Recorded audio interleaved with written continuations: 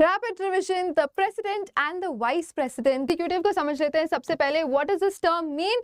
जो ये पढ़ते हैं प्रेसिडेंट के बारे में। Executive term which is 5 years and उनके सक्सेसर जब तक नहीं आते he can continue that term. President directly elected नहीं होते ये सब। तो ये रीजन क्या है? इनडायरेक्ट इलेक्शंस का। ठीक है, अगर यहाँ भी 2/3 जो कि बहुत बड़ी मेजोरिटी होती है, if you think about it, 2/3 majority of the total strength of Rajya Sabha, अगर उससे भी ये पास हो जाता है तो the president will stand impeached. The powers and functions of the president or prime minister and council of ministers, chief justice of India and judges of the Supreme Court and High Court govern है। Contingency का मतलब ही होता है emergency. कोई urgent situation आ जाती है जहाँ पे सरकार को पैसा चाहिए, यानी अभी is the supreme commander of the armed forces of India, यानी आर्मी की, नेवी की, एयरफोर्स की, सबकी जो सुप्रीम कमांडर होती है वो president. Understand the judicial powers of the president. अब जुडिशियल पावर्स मतलब कोर्ट से रिलेटेड उनके पास क्या क्या पावर है, क्या पोजीशन है, क्या अथॉरिटी है। फर्स्ट इज कि कोई भी कोर्ट के सामने he is not answerable. Such a powerful position, right? No criminal offences can be registered against him during his tenure, यानी अगर वो कुछ कर भी लेते तो क्रिमिनल कोई भी offences रजिस्टर नहीं कर सकते। That is the sanctity of the position of the president। And lastly ये important है, he has the power to grant pardon। अगर कोई मान लीजिए कोई बहुत सीरियस ऑफेंस हुआ है, बहुत ही क्राइम कोई खतरनाक किया है जिसमें उनको डेथ सेंटेंस मिल जाती है किसी कन्विक्ट को, तो प्रेसिडेंट के पास ये पावर है कि वो सेंटेंस को लाइफ इम्प्रिजनमेंट कर दे या फिर कम कर दे। तो कोई भी इस तरह का खतरनाक सेंटेंस मिल जाता है कोर्ट से तो president has the power to grant pardon, reprieve, respite और कम्यूट। कम्यूट यानी किसी भी ग्रेविटी ऑफ द सेंटेंस, यानी अगर 24 years का जेल है तो वो कर सकते हैं 12 years का। अगर लाइफ इम्प्रिजनमेंट है तो वो कम कर सकते हैं। डेथ सेंटेंस है उसको लाइफ इम्प्रिजनमेंट में। तो इस तरह के सेंटेंसेस को ये अर्जी लगा सकते हैं कोई क्रिमिनल, और वो प्रेसिडेंट के पास पावर है, he can do that. Okay, तो ये जुडिशियल पावर्स हुई। Now let's understand the diplomatic powers of the president. अब ये डिप्लोमेटिक पावर्स होती क्या हैं? फॉर एग्जांपल, अगर आप अपनी किसी सोसाइटी में रह रहे हैं और आपकी मम्मी को आपके पड़ोसी से अच्छे रिलेशंस रखने, तो कैसे होगा? आप बातचीत करोगे, गेट पे आपकी मम्मी और वो आंटी बातें करेंगे, राइट? या फिर आप कभी कुछ खाना बनाए अच्छा सा तो आप उनको देने जाएंगे, या फिर कोई कॉन्फ्लिक्ट हो जाती है, कोई खींचातानी हो जाती है तो आप उसको पीसफुली सॉल्व करेंगे। तो ये मीटिंग्स का, ये एक गैदरिंग्स का जो एक सिलसिला होता है, इसको कहते हैं डिप्लोमेसी, ताकि अच्छे रिलेशंस मेंटेन हो हमारे पड़ोसियों के साथ। यही काम होता है डिप्लोमेटिक पावर्स के थ्रू प्रेसिडेंट का, कि ये दूसरी कंट्रीज जो होती है, not just our neighbouring countries but world over, दूसरी कंट्रीज के साथ अच्छे रिलेशंस कैसे मेंटेन किया जाए, that the president ensures through his diplomatic actions. अब क्या क्या है diplomatic actions? Let's understand. He appoints the Indian ambassadors to other countries। अब कुछ हमारे इंडिया से रिप्रेजेंटेटिव्स आते हैं जिनको हम एम्बेसडर्स बोलते हैं दूसरी कंट्रीज में, तो वो अपॉइंटमेंट प्रेसिडेंट करते हैं। ही ऑल्सो रिसीव्स एम्बेसडर, तो दूसरे कंट्री के हैं, जैसे एनवॉइस आप देख रहे हैं, वो रिसीव करेंगे, फॉर्मली प्रेसिडेंट करते हैं। ठीक है, उनका यही काम है। And all treaties and international agreements, कोई भी ट्रीटी साइन होती है, बहुत सारी ऐसी अग्रीमेंट्स होती है trade related, economy related, that is done by the president formally and he represents the nation in international conferences. तो ये इंटरनेशनली कोई भी काम होता है, ये प्रेसिडेंट का सबसे इंपॉर्टेंट रोल इधर आ जाता है। ठीक है, now we move on to the legislative power. अब लेजिस्लेटिव पावर्स में हमने सबसे पहले ये पढ़ लिया कि लेजिस्लेचर क्या होता है। We have the Lok Sabha and the Rajya Sabha, तो उससे रिलेटेड पावर्स क्या क्या है? He addresses both the houses of the parliament. जब पूरा जनरल इलेक्शंस हो जाते हैं तो फर्स्ट असेंबली जब हमारे हाउसेस की, दोनों हाउसेस की होती है, that session is addressed by the president, sends messages to both houses of the parliament. अब ये तो फॉर्मली ये कम्युनिकेशन बनाने के लिए वो होता है। फॉर एग्जांपल बिल्स,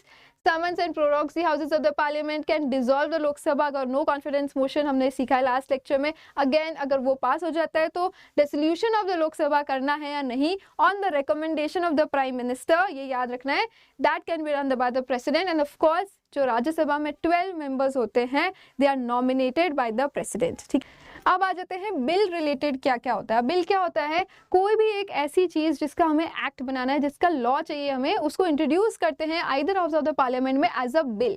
ठीक है, अब इस बिल रिलेटेड क्या क्या इंपॉर्टेंट पावर्स है? कोई भी बिल लॉ नहीं बन सकता जब तक प्रेसिडेंट का असेंट नहीं मिल जाता, उसको फॉर्मल अप्रूवल नहीं मिल जाता। ठीक है, उसके बाद आते हैं प्रोमलगेट एंड ऑर्डिनेंस। ऑर्डिनेंस क्या होता है? अब ऑर्डिनेंस मेकिंग पावर प्रेसिडेंट की बहुत इंपॉर्टेंट है। मान लीजिए अगर सेशन में नहीं है पार्लियामेंट और कोई इमरजेंसी आ जाती है, कोई कैलामिटी आ जाती है जहाँ पे लॉ जरूरी है बनाना, तो प्रेसिडेंट एक ऑर्डिनेंस पास कर सकते हैं which has the same status as an act of the parliament. Parliament अगर एक्ट पास करता है वही स्टेटस ऑर्डिनेंस को भी मिलता है, बट टेम्पररी लॉ इसलिए बोलते हैं ऑर्डिनेंस को क्योंकि जब भी पार्लियामेंट वापस सेशन में आएगा with in 6 weeks of its reassembly parliament को उसको अप्रूव करना पड़ेगा। अगर अप्रूव हो जाता है तो ये ऑर्डिनेंस लॉ बन जाएगी, लेकिन अगर नहीं होता है तो ये ऑर्डिनेंस लैप्स हो जाती है, ठीक है। और 6 वीक्स में अगर अप्रूवल नहीं मिलता तो भी ऑर्डिनेंस लैप्स हो जाएगी, which is why it is called a temporary law. अब गवर्नर में रिजर्व, गवर्नर क्या होते हैं, पहले तो प्रेसिडेंट का जो काउंटर पार्ट होते हैं स्टेट्स में वो गवर्नर्स होते हैं, ठीक है। तो गवर्नर्स क्या करते हैं, it can reserve some bills जो प्रेसिडेंट कंसिडर कर सकते हैं। मान लीजिए कोई स्टेट में इस तरह का कोई बिल है जिसमें कुछ कंट्रोवर्सी है, तो गवर्नर उसको रिजर्व करते हैं कि भाई प्रेसिडेंट तक इसको पहुंचाई जाती है बात, ठीक है। और फिर आता है last bill dealing with the altering of state boundaries, या फिर कोई नया स्टेट क्रिएट करना होता है, जैसे मध्य प्रदेश से छत्तीसगढ़ अलग हुआ या बिहार झारखंड अलग हुआ है, तो ऐसी चीज़ों में प्रेसिडेंट का रिकमेंडेशन बहुत इंपॉर्टेंट है। उनके प्रायर रिकमेंडेशन के बिना ये वाला जो रेजोल्यूशन है कि नए स्टेट्स बनाओ, नई बाउंड्रीज बनाओ स्टेट्स की, वो नहीं कर सकते। तो ये सारे legislative powers of the president है। Now let's understand the discretionary powers of the president. अब डिस्क्रिशन का मतलब होता है जहाँ पे प्रेसिडेंट को aid and advice of the prime minister and council of ministers की जरूरत नहीं है, वो इंडिपेंडेंटली काम करते हैं, यहाँ पे उनके एडवाइस की जरूरत नहीं है। अब क्यों नहीं है, क्योंकि काम ही इस तरह का है जहाँ पे काउंसिल ऑफ मिनिस्टर्स और प्राइम मिनिस्टर से रिलेटेड है। For example he appoints the prime minister if there is a hung parliament. Hung parliament किसको बोलते हैं, जहाँ पे there is no single party getting a majority in the Lok Sabha, जहाँ पे अगर मान लीजिए बीजेपी या कांग्रेस है, उन दोनों के पास इतनी मेजोरिटी नहीं है कि वो एक पार्टी बना पाए और लीडर चुन पाए, तो प्रेसिडेंट क्या करेंगे, वो अपॉइंट कर सकते हैं प्राइम मिनिस्टर अपनी सूझबूझ, उनको वहाँ पे किसी की एडवाइस की जरूरत नहीं है, he can do that independently and he can appoint a prime minister. अगर अनफॉर्चुनेटली प्राइम मिनिस्टर की डेथ हो जाती है तो वापस अपॉइंट कौन करेगा, प्राइम मिनिस्टर को प्रेसिडेंट करेगा, अगर रूलिंग पार्टी अपने आपस में कोई नया लीडर चूज नहीं कर सकती तब। अब लास्ट 3 पॉइंट्स है related to the no confidence motion. अगर नो कॉन्फिडेंस मोशन पास हो जाता है and the party loses the majority, तो क्या होता है, the president can use the discretion, वो अपनी सूझबूझ यूज कर सकते हैं और वो डिसॉल्व चाहे करे हाउस को चाहे ना भी करे। No confidence is something that we have learned in the last lecture, ठीक है, तो अभी उसमें डिटेल में नहीं जाऊंगी।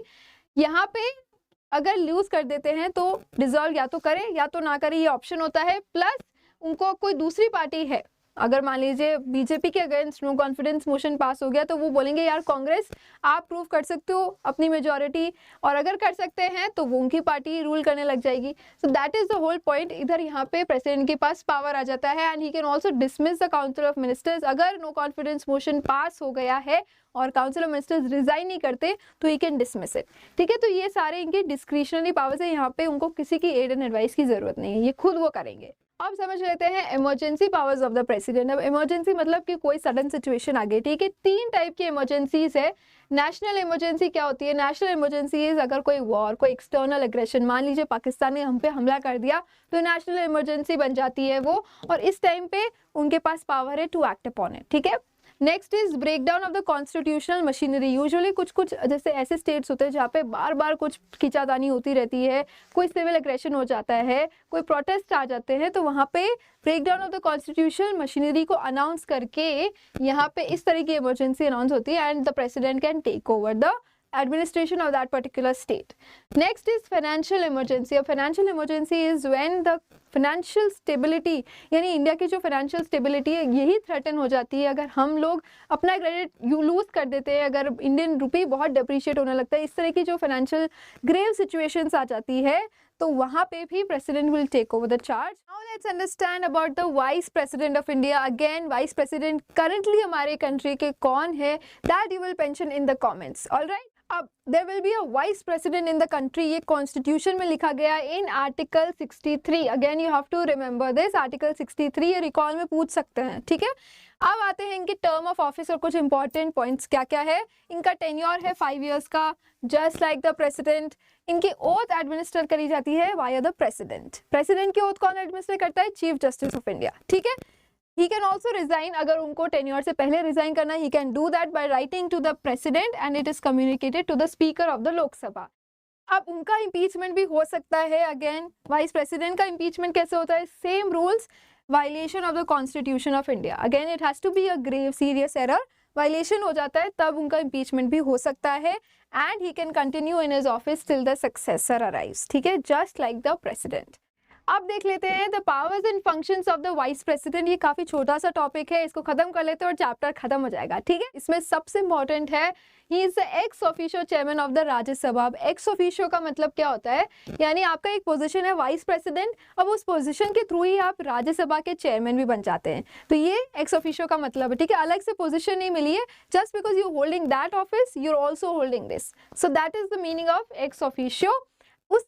इस पोजीशन के थ्रू ये क्या करते हैं, he can suspend and adjourn the business of the house. अगर कोई बहुत ही ज्यादा मिसकंडक्ट होता है, कोई डिसऑर्डर होता है, ही कैन डू दैट, जो कि अगेन स्पीकर भी कर सकते हैं, right, suspend and adjourn. And उनकी जो राज्यसभा में जो प्रोसीडिंग्स होती है, जो डिबेट्स होते हैं, जो डिस्कशंस होते हैं, that will be regulated and presided by the vice president. ठीक है, तो ये मैंने पिक्चर इसीलिए इंक्लूड किया है, बहुत ही रीसेंट एक इंसिडेंट हुआ था। Member of the Rajya Sabha Jaya Bachchan ji and हमारे वाइस प्रेसिडेंट यानी चेयरमैन ऑफ द राज्यसभा, इनके बीच में कुछ इंटरेक्शन हुआ था, बहुत ही इंटरेस्टिंग है। Just from your general awareness point आपको पता होना चाहिए। अगर आपको वो वीडियो इंटरनेट पे मिलता है आप जरूर उसको देखना। Next we move on to he takes over the president. अब जब प्रेसिडेंट का ऑफिस वेकेंट हो जाता है फॉर many reasons, right? अगर अनफॉर्चुनेटली उनकी डेथ हो जाती है या फिर रिजाइंस, अगर उनका impeachment हो जाता है, which we have learned is very difficult anyway, and if the president is not able to discharge, कोई भी दूसरे reasons होते हैं to discharge his duties in his absence, illness, etc. तो उस टाइम पे क्या होता है, vice president will take over the role of the president. लेकिन यहाँ पे मैंने स्टार क्यों लगाए, कंडीशन सप्लाइड कंडीशंस ये है कि जब तक न्यू प्रेसिडेंट नहीं इलेक्ट होता तब तक ही।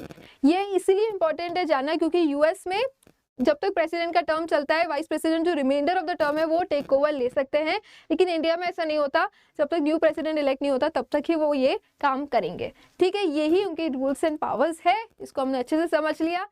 Alright, with this we come to the end of the chapter.